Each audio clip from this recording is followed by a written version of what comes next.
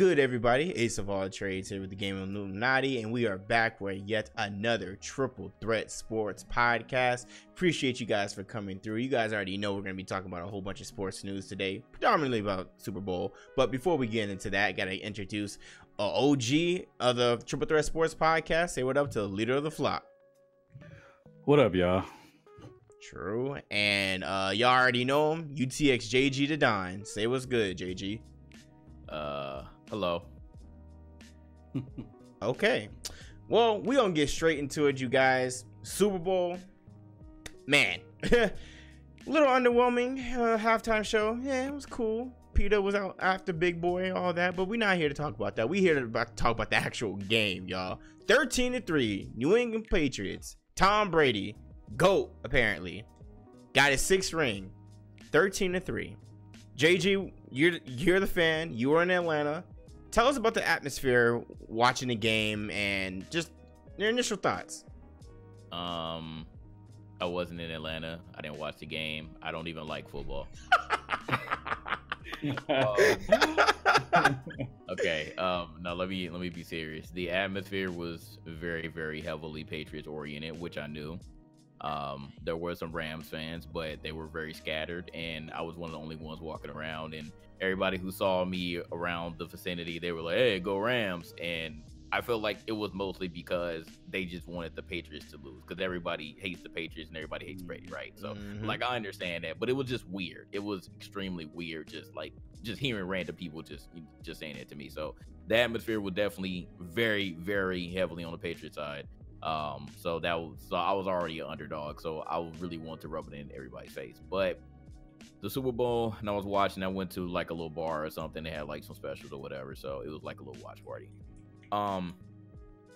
The game was very boring. I'll say that the game was very boring, and it hurt because this was one of the first times that it was one of my teams, because I can only remember 3 times that we went since I was born. And we won 1, lost 1, and then, we come back and we face the same team that we lost to the last time we were there, and it was underwhelming because the game that we had against the Patriots the first time was actually pretty entertaining. But this one was extremely boring. I wasn't really more upset that we lost. I was more upset that we lost in that fashion without really putting up a fight. We clearly weren't prepared. The Patriots were very well prepared against us. They didn't let us run at all.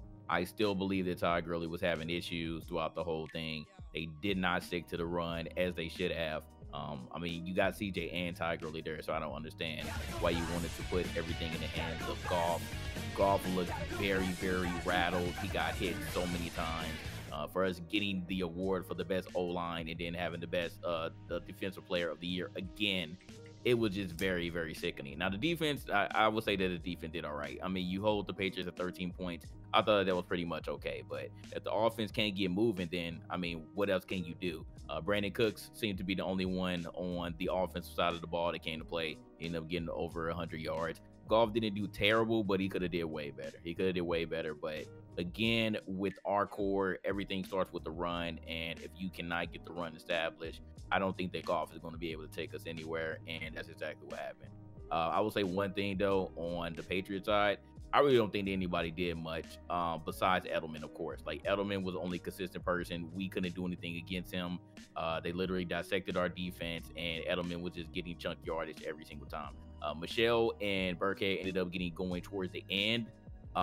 Michelle didn't kill us that much, but he still almost got 100 yards, so it was still pretty bad on our part. But we did what we could on the running end, but we just couldn't stop Edelman. And then Gronk got going. I mean, he called 6 catches, and then on that last drive, he called 2 amazing-ass catches.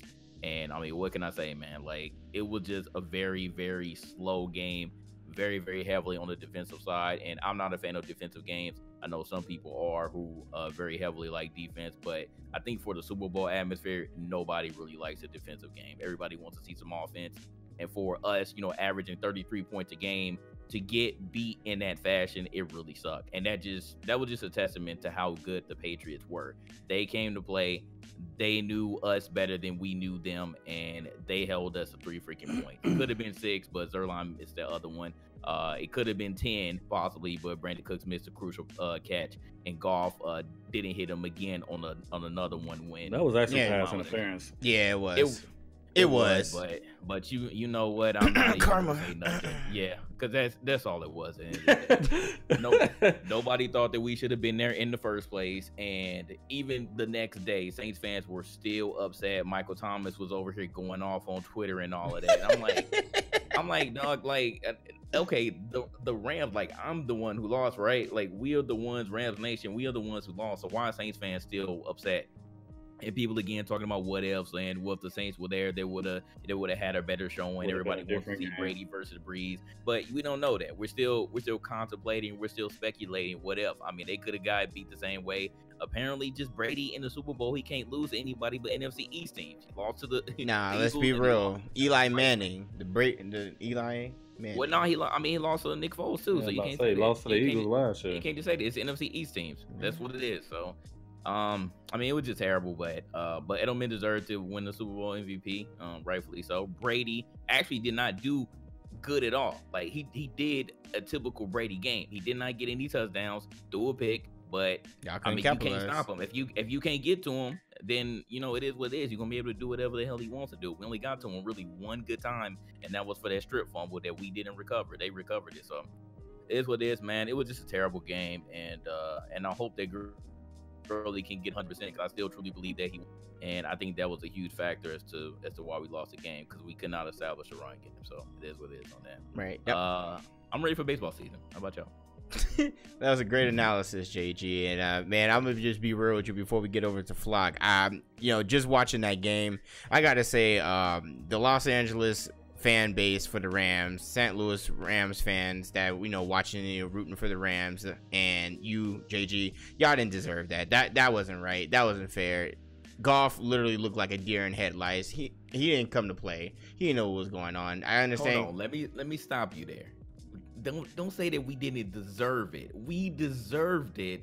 We just weren't ready to play. No, when I say deserve it, I'm talking about the fan base, fam. I'm saying y'all didn't y'all didn't deserve the performance by the offense, not the defense. The defense actually played fantastic. They did exactly what they were supposed to do. They got the ball back for the offense and everything along those lines, but the offense couldn't capitalize. And it starts off at the beginning with the quarterback, with Goff.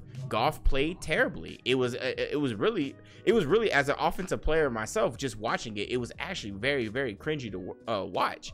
8 straight punts, fam. 0 and 8 and third down conversions. You can't pass the ball. You can't run the ball. What can you do? I can't really. If they would have found a way to win that game, can you imagine the punter winning the Super Bowl MVP, bro? Right, 8 punts, and let's be real though, Flock, you bring up a good point though. The punter was actually having some crucial ass kicks, and he was getting it closer to the opposite opposing side's goal line, which is perfect. Set a record, like in the Super Bowl for like the longest punt. I'm like, bro, this is sickening. Look, I don't want to see this. That's not a stat you want to exactly be known for. Right, exactly. The Rams, Super Bowl. Right, the Rams had all the opportunity to win that game. They kept the Patriots from having any points in the they kept the Patriots for having any points in the first quarter, and then only keeping them to 3 points going into the half. It was 3-3, dog. I was like, all right. No, it was 3-0. I mean, well, yeah, 3-0. 3-0 going into half. And you know what though? In the back of my mind, I'm like, I bet you Belichick in the back telling them boys, we got them, because it's clear they couldn't do shit on offense. Game was so damn slow. I forgot that we didn't even score any damn points in the first half. Y'all didn't do a damn thing. Y'all had all the opportunity. Y'all should have scored on the first when y'all got the pick off of Brady. That was terrible, bruh. It was really terrible. Offensive wise, it was disgusting. And it's just like Goff didn't want to hit anybody but Cooks almost. Well, you got Woods you got Woods 5 times. Yeah, with Josh Reynolds 3 times. Yeah, CJ Anderson twice. But there were some crucial passes that were dropped clearly, and I don't know what went on. I don't know how this man goes from dandelions to dog shit from beginning of the season to the end of the season. That was terrible, fam. That was losing Cooper Kupp, man. Like we mentioned before in previous podcasts, I just think that losing Cooper Kupp, like I feel like that was more of like his insurance policy, which he shouldn't be because he's not a tight end or anything. But I just think like he just really couldn't find that super chemistry with anybody else besides Brandon Cooks, because I mean it's freaking Brandon Cooks, but we can't do him. I don't know. Rushing yards, y'all had 30. Your top rusher was 35 yards, fam. I'm not. Look, Julian Edelman had more offensive yards than the entire Rams offense up until the fourth quarter, fam. Yeah. You had it all. All y'all had to do was score. That was terrible. And it was a boring Super Bowl. I'm all for defense. I love defense. I love hitting everything along those lines. Great defensively, but it was boring in the sense of the lack of the offense from the Rams. I wasn't really bored with the Patriots offense because there was a lot of exciting moments, but the Rams defense was just playing very well. But it was the Rams offense that wasn't performing at all, and it was just terrible. No reason why y'all should be 0-8 for third down conversions. You take 9 times for you guys to get it once. Terrible. Yeah, it reminds me of the Jeff Fisher era. I dealt with this a few years ago. Terrible. What are your thoughts, man, Flock? Man. Before I even get into the Super Bowl shit, man, I gotta get a huge shout out to my personal favorite Ravens player of all time for making a Pro Football Hall of Fame, and that's Ed Reed. Yep. Let me address that. My favorite Raven ever. But yeah, so the Super Bowl game, I caught the end of the second quarter when I got home, and when I looked, I was like, oh shit, I didn't miss anything, because you really did it. No score. It was like it was nothing going on. It was like, this is, but I mean, not to just make a long story short, I felt like the Rams turned out to be the worst Super Bowl team of all time, in my personal opinion. They were by far the worst. I'm sorry, Jay, I know that's your team, but they look like the worst team. This was by far the worst performance I've ever seen in a Super Bowl by any team. Any team. That defense deserved better. That offense was anemic. I felt like it was a couple times they went down the field and it looked like they were going to do something. One pass got, he caught it in the end zone, and it was just a great defensive play by the Patriots defensive back that knocked the ball out. They could have scored right there. Then another time they could have had a touchdown, and Cooks, the dude did grab his arm at the end, and they didn't call it. But some people say it's karma, and I just say it was just bad luck. And and then towards the end they drove down the field and just to throw an interception. I felt like, damn, that was crazy. ran the same pass and played twice to Cooks. Yeah. I'm like, why would you? They've been doing. He ran an out route. He did an out route. Then dude just basically played up on it. It's like, you still threw it. Like, man, take the sack, bro. Like, oh my god, I didn't even bring that up, bro. He ran to the sideline like 3 or 4 times. He could have threw it away. Yeah, so the lights were just too bright, man. For him, it looked like the Patriots did not play their best game, but obviously they didn't have to. They did enough just to get by, and got to give credit to the Patriots. They got out coached. They just got out coached. That's what I'll say. They got out coached because the play calling was sketchy. I was asking myself, and I was on Twitter like, "Where's Todd Gurley?" Somebody like, "Oh, he got knee problem." Like, but then as soon as I said it, he went in there and ran the ball for 13 yards. So he's obviously good enough to go out there and do something. So I just felt like they didn't execute with the play calling like they should have. So for that, I just felt like that's why I feel like that this was by far the worst performance I've ever seen in a Super Bowl from on the offensive, because that defense deserved to win. Oh yeah, that defense keeping the Patriots to 13 points.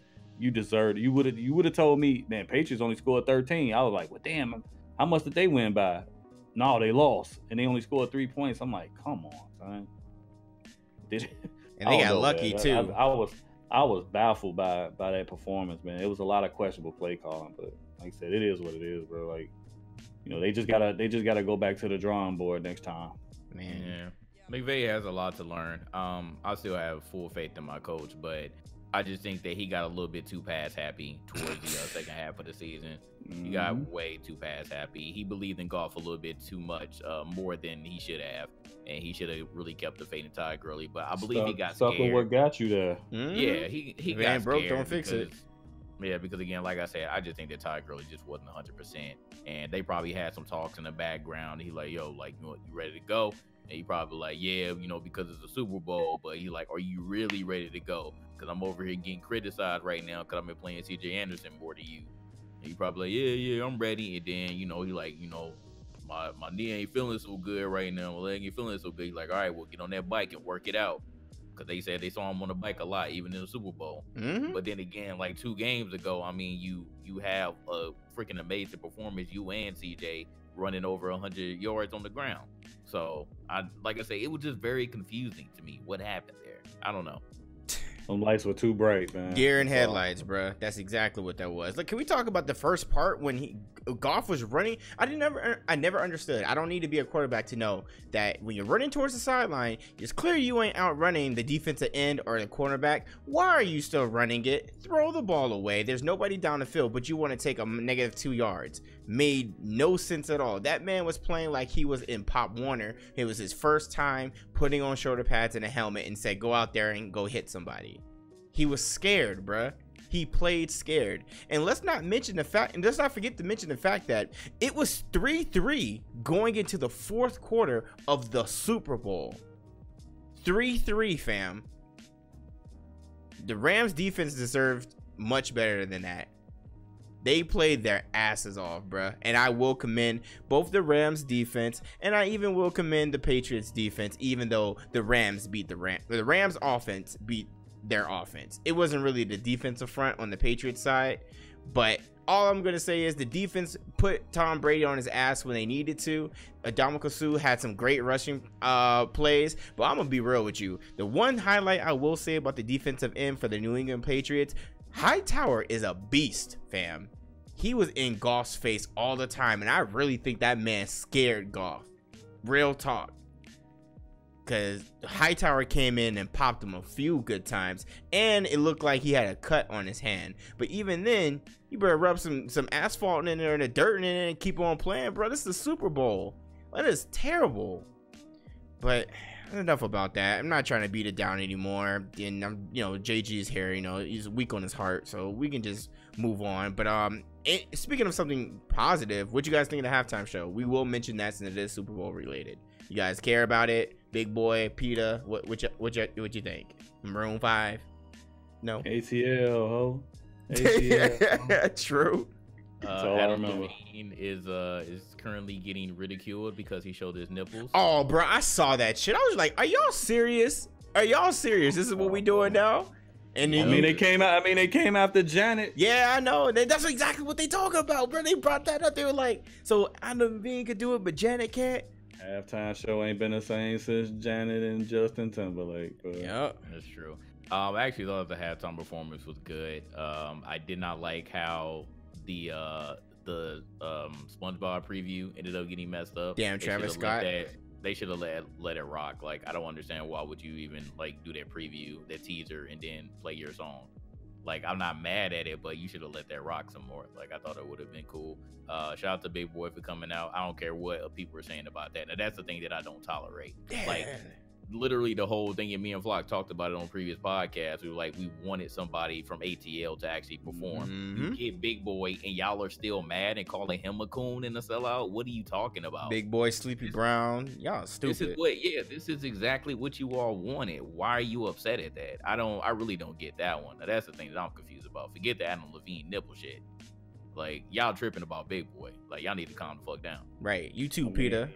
He really one of the dudes that put the whole hip hop scene from Atlanta on the map with Outkast, early '90s. So it was only fitting. Man. When does it ever make sense? Y'all need to shut up about that one. So it was whatever. I mean, Travis only did one song. I was confused as to why he only did one. But I mean, I actually messed with him. 5. Maybe they would have rather had 21 Savage. Oh, nah, stop it, bro. Locked up at the time. Yeah, he was. Or he was locked up prior to it. He would have probably been there. That was messed up. But nah, I messed with him in Maroon 5, so I actually knew all those songs. Yeah, they're all the popular ones. But at the time, I was just like, man, this fucking Super Bowl boring. Like, I'm ready to go home. I'm not gonna lie, I didn't even watch that shit, man. That's a bathroom break, and let me fix me something to eat or some shit like that, bro. Yeah, I don't care about that. I feel you. I ain't mad at you. Like I said, I was refilling on everything, but I was still like, mad at the Super Bowl halftime show. All right, let's talk about it real quick. Any of the commercials you like? I'll talk about the commercial I like was the one. I'm sorry, it had Ninja in it, and no, y'all, it wasn't for Ninja. Call me a hater all you want. Fuck him. It was all about the all-time NFL greats in there. That commercial was funny, boy. Seeing that boy Primetime intercept the ball, stiffen arm people, even I don't really like Tom Brady, having Tom Brady take off all 5 of his rings down at the time. You know he got a flex. Yeah, that flex was hard, boy. I'm not even gonna lie. He was like, hold on real quick. I was like, oh, this dude didn't, bruh. Y'all gotta stop hating on Tom Brady, bro. Like, the dude's 41 years old, just won his 6th NFL championship, bro. Like, he's still a bitch, but he definitely the GOAT quarterback. That's by far. There's no debate about that. I never thought I'd say I seen anybody better than Joe Montana, but Brady may be it, bro. Brady is the closest thing to it. To be honest, all of those Super Bowl commercials sucked except the one you named. That was the only one that I was excited about. Oh yeah, absolutely. Once I was like, what is this? Until I seen Ed Reed, I was like, now y'all doing something right. Oh yeah, and okay, not that wasn't the only thing that was good. I will say that I was hyped about the Captain Marvel one, and also the Endgame teaser. Oh, God. Those are dope. I don't care. That was dope. I was cool. I was like, all right, cool. We got a little bit more about it and everything like that. You know, not excited. I'm not. I just do not care about Captain Marvel. I'm sorry. If it was the first time we've seen both of those, I would have been excited. But we've seen trailers already. That's why. Well, it was only one for Endgame, so the fact that they teased a little bit more for Endgame, to be able to see the kind of further developments about, everybody was kind of talking about. What was the development? He just said one thing. One line. It was showing the like the cities and like the world get used to the fact that what happened. But anyways, that was cool, and I was looking forward to that. Captain Marvel, we gonna see March. We'll see, y'all. But yeah, I mean, I'm still gonna watch it. Obviously, you got to. I just wasn't excited about the Super Bowl trailers for both of those. It was cool. That's what I was saying. Like, it's real cool. Like, but all the other commercials, I'm gonna be real with you, they all sucked. They've been pretty bad for a while now, and I think most of them they drop them on YouTube right before the Super Bowl, or some of them. Let's talk about the worst commercial. Now, Kia was trying to freaking like make everybody feel upset about them spending all this money on Super Bowl commercials. You literally talked about the great unknowns just to reveal another car. Like, I thought it was actually going to be something inspiring or impactful, saying that like you're giving money away to like people who we don't know, instead of celebrities. You literally finessed us and gave us a fucking guilt trip just to show us another damn vehicle. I was like, Kia, like y'all more pieces of shit than the other people, the other companies who were doing it. I didn't understand that one at all. Yeah, that was a terrible ass commercial. Terrible. All of them were really bad in my opinion. I don't even remember most of them because they were that bad. And plus, I was bored out of my mind. I'm gonna be real with you. Facts. All right, y'all. So, anything else about the Super Bowl before it ended? JG, you wanted to say any closing remarks of the Super Bowl before we move over to the NBA deadlines? Saints fans, stop crying. You got what you want. Cammy. Yeah, so if you believe in karma, then that's what it was. There was a Patriots Super Bowl winning commercial once again that happened. That leaked. Accidentally got aired on the NFL Network. So I already knew that some bullshit was coming. I'm not going to say that's the reason why the Patriots won, because obviously it was on us. But it's always funny that the Patriots end up in some controversy. That's all I have to say. Yeah, I couldn't really find any way to say the Patriots cheated this time, because literally they gave the Rams the game. All they had to do was take it. Sad. But moving on, let's go ahead and move over to the NBA. There's been a lot of trade talks and potential trade talks, and I'm just gonna go ahead and say it. Excuse my language, y'all, but fuck the Lakers. Fuck what the front office is doing right now. Y'all literally trying to give up the entire team to turn it into the New Orleans Lakers, and then we're gonna have LeBron and AD. What are y'all thinking? The New Orleans Lakers. Yes.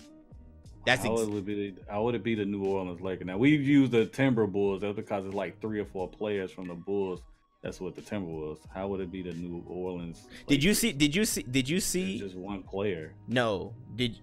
I'm talking. You're talking about, you got to think about the other way around, Flock. Who they're giving. We're giving the entire Laker team. You did not see the final. I've seen that, but you calling it the New Orleans Lakers? Wouldn't it be the fucking New Orleans, like the New Orleans? Hold on, the Pelicans or whatever. No, like fam. Pelicans or some shit. No, whatever it is, man. You talking about because they were trying to give away the whole thing? Yes. Yes. Oh, I thought you were saying just because they were trying to get Anthony Davis. I'm talking away the whole they talking thing. about on New Orleans end. You- If New Orleans would have taken one of those deals, which I'm sure Oh, you're gonna okay. The talk last about, fight. they So would've the been so the the New final. Orleans So Lakers. so you talk about because that other deal. That how they last were final trying- deal. What they were trying to get all Yes. with all the draft picks and like the 4 players. yeah. Okay, yeah, you lost me for a second on that. Nah, that's all. You know, it's bro. And You again, been. I'm kind of Don't tired. worry, I'm with you, Yeah. Ace. I'm with you. I'm with Nah, you. I'm not trying to come at Flock, but I understand he's tired and everything like that. But yeah, like legit. So you know, they're legit trying to give out literally the entire team. That's all the young core.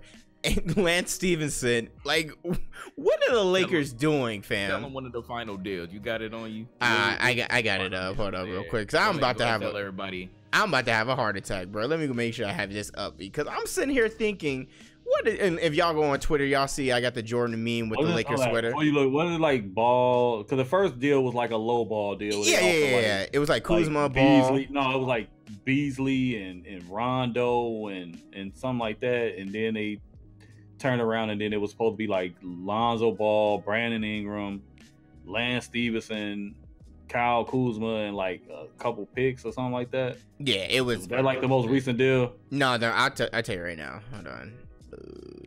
So the final offer was going to be Lonzo, Kuzma, Ingram, Hart, Zubac, KCP, 2 first-rounders to the Pelicans for AD and Solomon Hill. What the fuck? I mean, I could understand them throwing in the Solomon Hill stuff because they trying to get cap space and stuff. Yeah. You know, so that's cap space because they know they overpaid for him. But that's 1, 2, 3, 4, 5, 6, and 2 first-rounders? All right, look, I'm gonna break Keep this in down mind like you this, still- man. hold on, keep in mind, you still got Randall on the team too, so that's why we really. Yeah, that's exactly why we say that, because Randall's already there. Yeah, exactly. So they would just be reunited with each other. But go All ahead. right. And before Alright. before you, I didn't mean to interrupt you, Flock. I'm sorry, but I have to throw in the fact is the Pelicans tried to request 6 to 8 draft picks. Yeah, I seen that. 6 they tried to get 8 him. draft picks. Who do you motherfuckers think y'all are? Yeah, before that. 6 to 8? That's the only Makes reason why sense. we haven't made the trade yet, because we waiting for a counter offer because they made that outrageous 6 to 8 plus on top of what we already have. What are you motherfuckers thinking? Go ahead, Flock. Oh my god. I actually touched on this on my podcast and shit, but I'll say it again for those who didn't. Link in the hear it. description box below. Check them out. This guy. But I said this. I went on record by saying this before. If I was New Orleans, I wouldn't take any deals until at least the summer. But then on the flip side, it can come back to bite them in the ass because people keep forgetting that Anthony Davis is under contract for another season after this one with New Orleans. So they didn't have to get rid of him. They are in danger. They're not in danger of losing him after this season for nothing. So I would have held off. But if the Lakers were willing to give up that deal with Ingram and what was it? Ingram, Ball, Kuzma, Hart, and, Zubac, KCP. it wasn't that many. It was the initial the second one deal. with just Kuzma, Lonzo, Ingram. It was like 3 of them. It was like 3 or 4 of those players, Yep. and then it was like a couple picks. 2 were at first round. That was a deal that could possibly have been made. But at this point, if you're the Lakers, you don't throw all those eggs in that basket like that, because now you can wait it out to the season. Fuck LeBron crying ass. He can wait. You know what I'm saying? You signed knowing what the 42 roster point was loss when you bro. got here. Motherfucker. You finished, bro? Yeah, I'm sorry.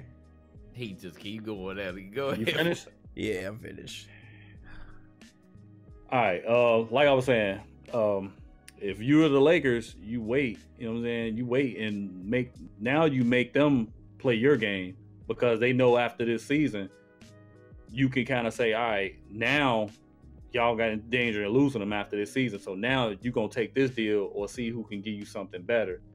Now you can do that and you can play that game. But on the New Orleans side, they can kind of wait out until see who gets a good draft pick, like one of those top tier draft picks that everybody's looking for, like a Zion Williamson, and they can kind of like work with that. Because if you New Orleans, you want to get value added assets back to your team. You don't want to just take any type of players. You want a franchise changing player. And do you think Zion or RJ Barrett or somebody else, or what's the boy named Ja Morant, those are that type of player? Possibly. So you could kind of wait and see and package that, you know what I'm saying, with some type of deal. And then he went on record by saying some of the teams that he would consider signing long term with, which I think the Knicks was one of them. Celtics. And Milwaukee, no, he didn't say the Celtics. He never. Hey, that's what I meant to say. He didn't want them. I bet. He didn't want any parts of the Celtics. He didn't even mention them. He said Milwaukee, he said the Knicks, and it was one more team. Of course, the Lakers. Those are the three teams that I remember seeing on there. So, I mean, if you're either of those teams, you get on the phone. And of course, the Celtics are like trying to see what he wants to do, but it don't seem like he's really interested. So, but it's different ways you could play that. But if I'm New Orleans, I wouldn't have done anything until after this season is over with. It just makes sense to do it that way, because you can either get a good pick this year and package something else, or who knows, because you don't want to take a bunch of unproven players. But if you don't have much of a choice, they may not have much of a choice after this season if nobody else have the pieces to offer, because the Lakers and Boston had the best pieces, but Boston couldn't make any offers for him this year because of that provision in his contract and Kyrie Irving's contract that they couldn't be on the same team. It's some extended rookie, some shit. It's just so many shits in people's contracts now, but those two could not be on the same team right now. That's why they couldn't make that deal. That's why you never heard the Celtics making a deal this year for him. So, man, that's how that works. Feel you. Good looks, Flock. So, JG, bro, you got any thoughts about this deal? You know what I'm saying? Let us know, bro. The whole Lakers and Pelicans thing was a funny joke. I really didn't think that anything was going to happen. I thought that the Lakers, from what we've heard, any type of deal would have been dumb for the Lakers to do. For the Pelicans to even like entertain this stuff was very, very funny. It was definitely a laughing stock to everybody who's an NBA fan, and probably any other front office as well. For Anthony Davis to just publicly say, what team that he wants to go. He got fined for that too. $50,000. Yeah, for him to just outright say that. I understand that this is a players' league, but you can't be doing that, fam. Like, I just feel like it's kind of losing the integrity of the league. I understand, like, you have those after all the times that you did put in New Orleans, which I'm not mad at you for doing that, because you did put in your time, but eventually feel like you're not winning, then it's time to go elsewhere. I'm not mad at that situation, but to just come out and say, like, hey, like, I'm not trying to be with y'all anymore. Like, I'm trying to sign to these teams long term. Any other team will just be a rental. I feel like that's messed up to say. So yeah, I'm glad that the Pelicans are not listening to any of these deals, or they trying to just act for some ridiculous stuff just to have the Lakers end up bowing out before the trade. Jay, you know what that remind me of though, Jay? What? It reminds me of what the Knicks did with Carmelo. Pretty much. Remember when Carmelo could have just waited out the season and signed with him outright? Yeah. But instead he cried his way out of there, and then the Knicks gave up all those young pieces like Chandler and Gallinari and a couple other people just to get him over there. And what did they do after they got him? What's the furthest they got? Was the second round, right? Yeah, and they never the furthest they got with Carmelo Anthony there, because they didn't have all those extra pieces when he could have just waited out. That's why I said if I'm New Orleans or if I'm LA, I don't make that same mistake that the Knicks did.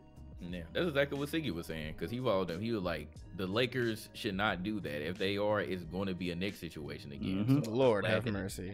Because it was just a laugh. It's like, did you see everything that was going on Twitter after this game, Ace? That y'all just had, that y'all lost by 40 something. I'm good. LeBron sitting at the end of the bench. Yeah, I saw that. Oh, LeBron sitting at the end of the bench. Well, we knew. Look, we knew about this already. Turmoil, fam. It's ridiculous. LeBron has always been like that. He had, like, I've said this before. Look, I said, LeBron is an amazing athlete and everything. I respected what he does on and off the court, but he still has a fucking attitude problem, and it's bad, and it shows. I get it. We lost by 42 points, which is terrible, to the Pacers, but the fact that you're doing stuff like that makes things bad in the locker room. It makes things bad in the offense, and it overall makes the organization look terrible by having a hissy fit, fam. And that's exactly what that is. I don't care how old you get, bruh. You gotta realize that it's a team thing, regardless if the team is shit. You're not supposed to do stuff like that, bruh. Like, people are going to eat up like that. That's when you act like that. That shows everybody that there's some internal issues going on. You're supposed to make it look like everything was cool on it and from the outside looking in.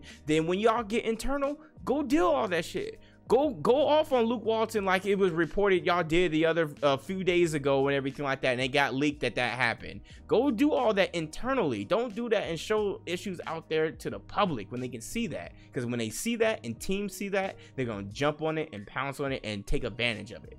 Terrible. Yeah, so it's bad. And then worst of all, even though like I think that Luke Walton he's a decent coach, but LeBron gonna mess around and get him fired, dog. Oh yeah, like, it's really gonna be the same situation that it was in Cleveland, and I don't want to see that same thing happen. Him and LeVar Ball. Didn't he do the same thing to Mike Brown, Tyronn Lue, and everybody else? Like, I mean, the only person he did get fired was Spoelstra.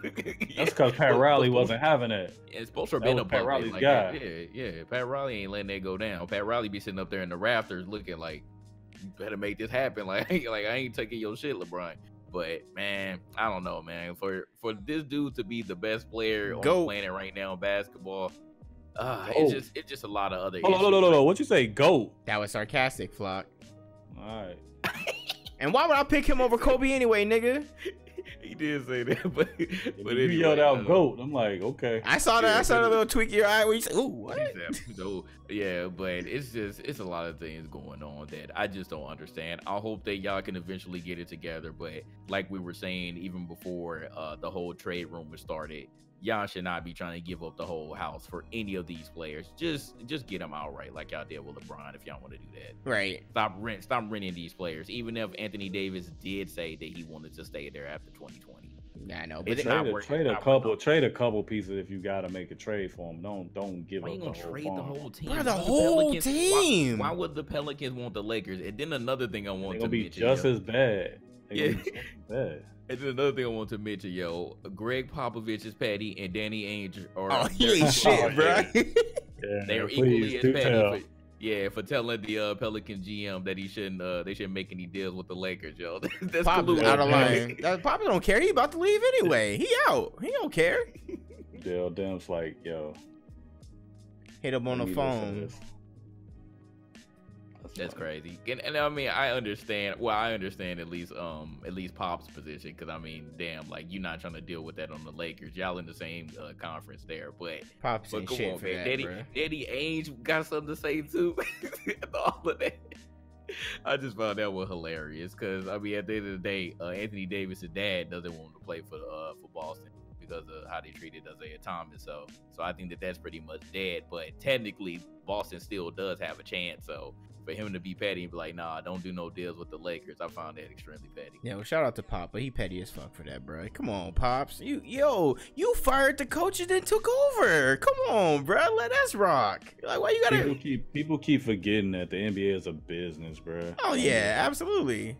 I mean, players got the right to go where they want to go and demand a trade if they don't want to be there no more, just as much as the teams that say, look, we don't need you no more, bro. Like you had a good run, we gonna ship you here. We going younger and shit like that. So they got every right to do it, just like the organization does. So I ain't mad at somebody saying I don't want to be there, but just make sure it's for the right reason. The dude played there like 7 years now, like 7, 8 years. And you know he just got into the second round just this past year. Yep. So I mean. And then what pissed him off the most is equally the same reason I would have been pissed off.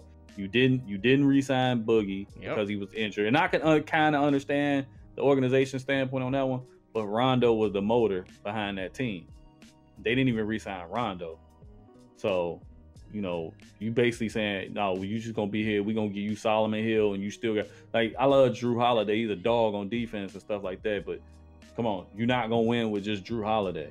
You're not gonna win with Solomon Hill. You're not gonna win with Etwan Moore. You're not gonna, you know what I'm saying? Like, you're not gonna win with those pieces, man. You're just not gonna win with that. And he's just like, man, I pick legacy over salary any day of the week. So we're gonna see how much he mean that when he signed with somebody outright, though. I never understood why they chose Elfrid Payton over Rondo. They basically tried to say he's a younger version of Rondo. He's not. I'm like, no, he's not. Elfrid Payton. How many playoff games has Elfrid Payton played in? Probably just those Pelican game. I mean, no, he wasn't even there, wasn't he? No, he was probably injured. He was injured. Yeah, he didn't even play any. He was always injured. He's always injured. And Anthony Davis is on. Well, let's not forget that. I mean, he has a lot of nagging injuries all the time too. So, I mean, but when he's not, he's a top player. I wouldn't mind seeing him play with Giannis in Milwaukee. Man, that'll be crazy that he's at the Bucks. Oh, and then their 14, by the way, was the Clippers. That was that was the other LA team. You know, so that would have been that. Yeah, that'll be interesting, yo. I know y'all be mad at that, boy. If he decided to go to the Clippers, I'm just saying, if they end up with him and Kawhi, bruh, I'll be so hurt. I ain't gonna lie, I'd be so hurt. Fire their entire team, bruh. I'd be so hurt.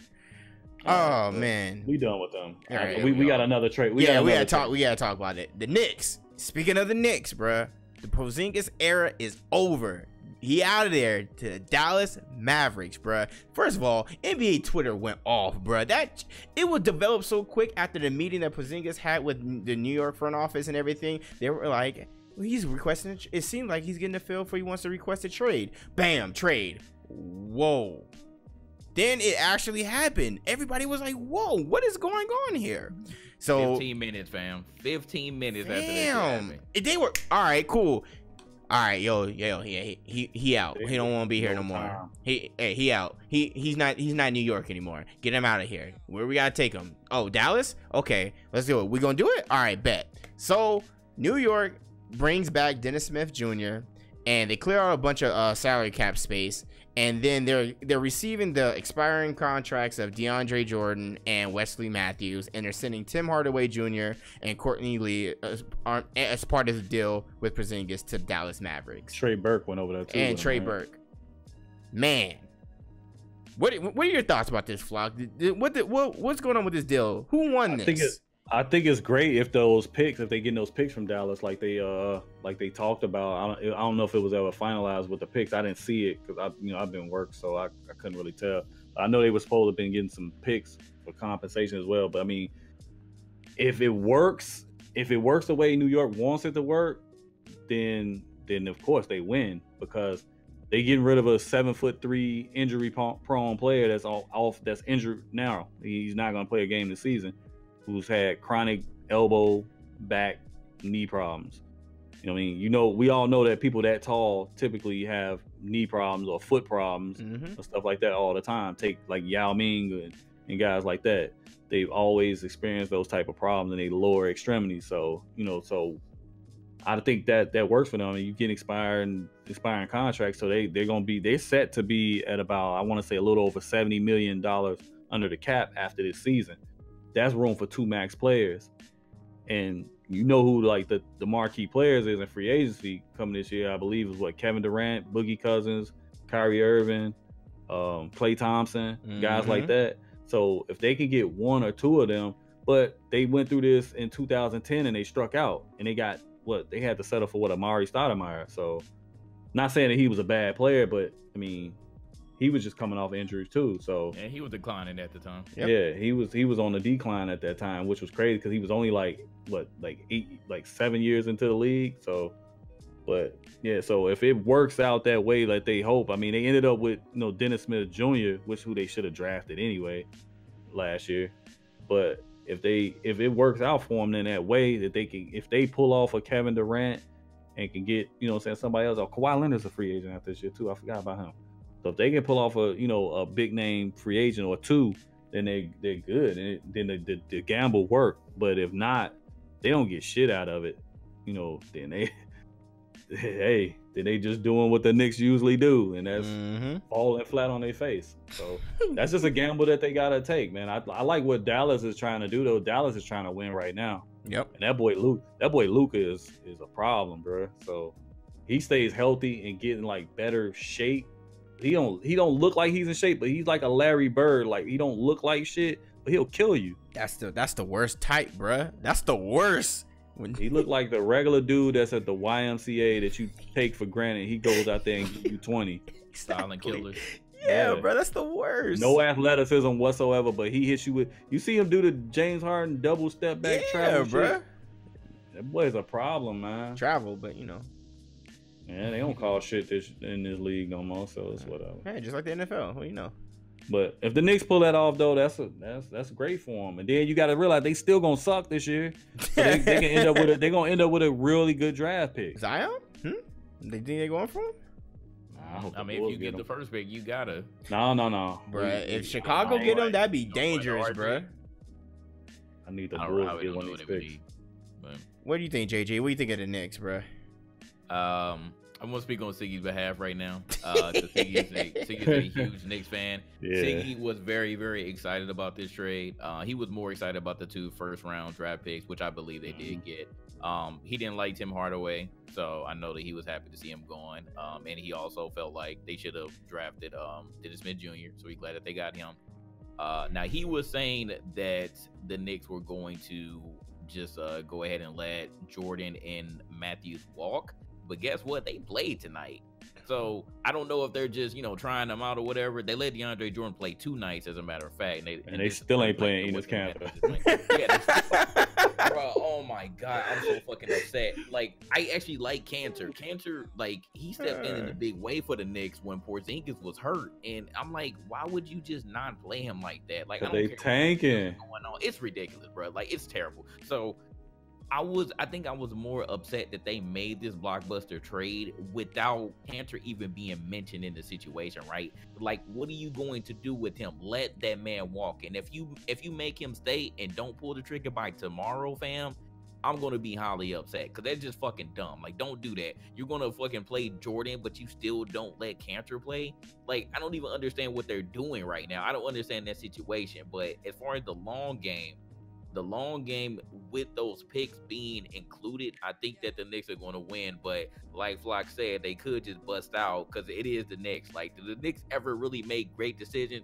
No, but we'll see what ends up happening. How long has Porzingis been in the league? Like 3-4 years? Yeah, It was like This will be his fourth. This will be his fourth season. Fourth season. He already hurt again. Yeah, just being injury prone, didn't even play this season. You're not going to play this season at all. Like, I understand why the Knicks were just done with you. And Porzingis himself, again, like right after mentioning his displeasure, because he did mention publicly that he didn't like when Carmelo left. He said he wanted to play with Carmelo for a long time. So I think that was kind of like the breaking point, besides obviously him getting hurt, which ain't nobody's fault but yours on that situation.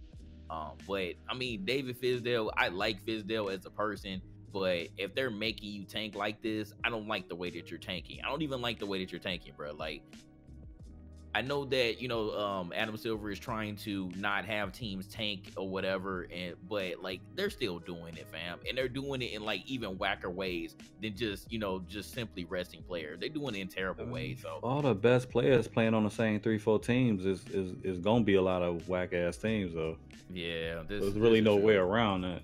Yeah, and I understand what Silver is trying to do, but that's just the way it is. Like, players want to play for the teams that they want to play for, so like you're not gonna be able to stop that. But as far as the Mavericks, we all know that Mark Cuban loves European players. I mean, you just got Luka, you got Nowinski still, and now you got Porzingis. And if he can be healthy, then again, Nowinski is gonna mentor both Luka and Porzingis, and he's gonna be a fucking beast. So like, I'm not mad at that. Ain't Dirk Nowitzki gonna be in the 3? He's going to be in an all-star game, him and Dwayne Wade. I think he's going to be in a 3-point shootout, too, though. You think he is? Oh, I'm almost certain he's in there now. I don't know if he's going to win it, though. I don't know. I mean, but I don't care. I just want to see. I just fucks with Dirk. I just want to see him. He a cool dude. That's super cool. But yeah, I mean, if the Mavericks are trying to go on a run, so be it. I hope that Tim Hardaway Jr. can, pan out. Because I felt like when Luka came through and when Luka started playing how he played, he just didn't mesh well with Dennis Smith Jr. I don't know how. I thought it was going to work. Dennis Smith Jr. got that AAU mentality, bro. That's why they seen it. So they were like, they clashing. Yeah, they were clashing the way he plays. He got that AAU ISO ball mentality, and that shit was. They could see that his style of play at the point guard was going to kind of hinder Luka's development. The way he his progression, right? So yeah, they've been shopping him all year. They have, yeah, that's definitely true. So I don't know, but I mean, we'll see what happens with Luka and Tim Hardaway. See if they can mesh together. And I mean, you're going to have to just take the L on Porzingis until hopefully next season he's good to go. So we'll see what happens with them. But I think that overall the Knicks probably won. We'll just see what happens in the offseason with them. Okay. Well, that was good. Any other trade, NBA trade line rumors that you're seeing that you want to talk about before we go ahead and wrap up the end of the podcast? I think it's time for Marc Gasol to go. weren't they shopping him around a few places? They're trying to shop him and Conley, but nobody wants to take that contract. Conley still owe like $64 million on his deal. They gave him a lot of fucking money. Yeah, they gave him a lot of money like 2 years ago. He was the highest, like 2 seasons ago. He was the highest paid player in the league and never made an All-Star team. Fucking injured too. never made an All-Star team. Man, and speaking of never made an All-Star team. Speaking of injuries, bro, John Wall, bro, god damn, bro, a year and he slipped at home. Yo, speaking of out for surgery and then he hurt him, then he ruptured his Achilles, bro, for a year. Further in the body. Uh-oh. You're good. There you go. All right, go ahead. Who? You were the one talking. And you I wasn't talking. I'm talking about Ace. All right. Yeah, he's good. Sorry, y'all. We had some technical difficulties. It was weird. But no, I was about to say he fell. He's out for a year now. That's terrible. And can I mention the fact that what was Juju's comment on? If you saw it, they talked about it on some of the sports Twitters and social media apps. Juju commented under a post and said, "How did you fall?" Laughing face. And then John Wall was like, "Oh, all right, I'm gonna see you." What was it? Did you understand that, JG? You know, sit your ass down and that's what I was saying. That operating table, boy. Somebody said he gonna beat the Fortnite out of him. Man, whatever. I heard that John Wall was still partying in DC. Oh yeah, somebody actually did say that he was at a hookah lounge or some stuff like that in DC, and then he fell that way. I was like, we actually fell in the crib, but I was like, you should have stayed your ass in the house anyways. But I guess I can't even say that no more because he was already out of shape in the crib. He was already out of shape coming into the season. Then he got hurt. Then while he's supposed to be recouping and shit like that, he's probably doing some shit he shouldn't be doing and got hurt again. Mm-hmm. So it's just immaturity. Bad. This is why I respect somebody like LeBron James, because he keeps his body in tip-top shape all year long. So I mean, this is the first time LeBron has ever really been injured. Right. I don't think he's ever missed more than 10 games in a season. He hasn't. This has been throughout his career. Yeah, so this is the longest time he's ever been out. So that's why you gotta appreciate these players, man, like him, like that can stay healthy and whatnot. So everybody wired to play until they 40, like a Vince Carter, you know what I'm saying, somebody like that. But John Wall is still only 29? He's young, bro. He's pretty young still. And so I mean, he's probably 28, some shit like that. But I'm just saying he just wasn't in good shape coming into the season. You could look at him and tell he was heavy, he was overweight. You look in his face and tell. Yeah, you could just look at him and tell, man. And that whole dynamic in Washington wasn't. I mean, this shit ain't working no way. It's time to break that up because they overpay Otto Porter. Bradley Beal plays, but he plays better when he's not playing with John Wall. So unfortunately, it's time to break that up. It's time to say, okay, which one? Pick your poison. Which one do you want? I'm not gonna lie, me personally, the guy that's out there performing every day that made the All-Star team this year, I would go with Bradley Beal and see what I can get for John Wall because he's looking like damaged goods at this point. Damn, bro, that's wild too. Cause John Wall can actually ball too. He wasn't playing like no scrub this season, but he just ended up getting hurt. So because he wasn't in shape. He just wasn't in shape. Like you can be like you got to realize if you're really good, if you're a great player, you can not be at 100%, still be better than most of the other players on the court. But it's gonna show. When push come to shove, it's gonna show that you're not the player that you once were. So, and then once you start slowing down, you're gonna really decline. He needs to go to Cleveland or Utah or something. So he ain't that nigga gonna go crazy. He go to Cleveland. These hookah bars and strip clubs and stuff in DC. I don't wish Cleveland on my worst enemy. Nah, bro, that's a death sentence, bro. You can't do that. That's like going to Oakland. That was another team I was going to mention. I feel like the Wizards definitely need to do something with that team. Other than that, I mean, Aaron Gordon, I'm only really messing with that because I gotta watch Magic games down here. So they might be shopping Aaron Gordon. Vucevic was also rolling around too, but he made the All-Star team. He made the All-Star team. Yeah, so I think they're gonna keep him. I think that they would be dumb not to keep him because he been balling for them though. He really has been. It's just been very, very quiet. And then Kevin Love, even though he's still injured right now, but he's on his way to coming back. He's playing 5-on-5 right now, so that one is a long shot, but he will definitely thrown around too because he got like $120 million contract. So that's a huge chunk of change. So I think that Cleveland again will be dumb to not keep him. Oh yeah, the Bulls wave Melo. Oh man, not the greatest Atlanta Hawk ever. Now the Bulls legend. Yeah, that dude he's setting records, boy. The only person to ever average 0.0 rebounds, 0 assists for 2 different teams in one season. God damn. For the Hawks and the Bulls. God damn. Oh, the Chicago Bull legend. Damn. And it looks Well, like we got Reggie Bullock as a report of Bleacher Report 54 minutes ago, going to the coming from the Pistons. That's good. Sending him he came from the Pistons, and it looks like we are giving them a 2nd round pick. Lakers. Who are we? Lakers.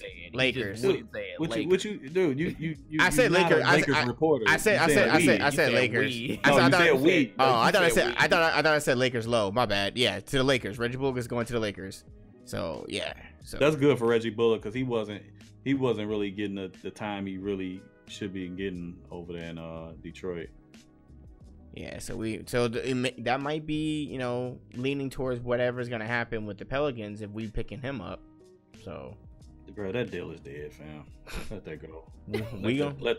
let that hope get blown out, bro. Like I don't against Indiana. Watch your mouth, all right.